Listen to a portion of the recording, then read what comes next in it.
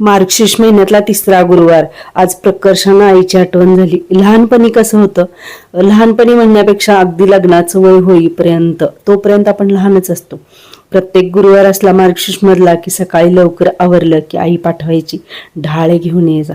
मग आम्ही सगळ्या मैत्रिणी ना, तेव्हा विकत वगैरे असं काही नाही आत्तासारखं, मैत्रिणी आम्ही सगळ्या कोणाकोणाच्या परड्यामध्ये परसामध्ये ना कशा कशाची झाडं आहेत हे आम्हाला अगोदरच माहीत असायचं. सगळ्या आमची टोळी मैत्रिणींची प्रत्येकाच्या अंगणामध्ये तिथले डहाळे कुठले कुठले छान आहेत ते बघायचं आणि घेऊन यायचं, छान धुवायचे वगैरे. आणि सकाळीच पूजा मांडायची, तेव्हापासून सवय लागलेली ती सवय आजही कायम आहे. आज खरंच खूप आईची आठवण आली आणि माझी पूजा सुद्धा संपन्न झाली. कारण हे सगळे संस्कार ना आईकडून आलेले आहेत, आजीकडून आलेले आहेत. आणि तेव्हा आपल्या घरातल्या लोकांचं ना आपल्याकडं न कळत आपल्यावरती जे होणारे संस्कार असतात ते आत्तापर्यंत आपण टिकून ठेवतोय, यामध्येच खरंच खूप समाधान वाटतं.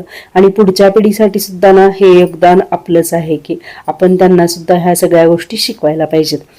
तर मला असं राहून राहून वाटतं की मला मुलगी नाहीये, पण असं वाटतं आपल्याला जे संस्कार दिलेले आहेत, तर कदाचित मुलगी असती तर मी सुद्धा तिच्यावरती हे सगळे संस्कार केले असते.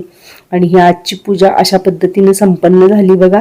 आता बाकीच्या सगळ्या गोष्टी, फराळ करायचंय, सत्यजितला जेवण बनवायचंय, कारण बरी नाहीये तब्येत, त्यामुळे मला सगळं लेट होत चाललंय. पूजा झाल्यानंतरच हे सगळं बाकीचं आवरलं. कसा वाटला व्हिडिओ नक्की कमेंट करून सांगा. एव्हाना माझी खिचडी सुद्धा छान अशी मोकळी खिचडी, मला आवडत नाही जास्त पण थोडीशी करते, कारण आपल्याला पोटाला आधार तरी पाहिजे, कारण संध्याकाळी उपवास सोडायचा आहे. चला, धन्यवाद.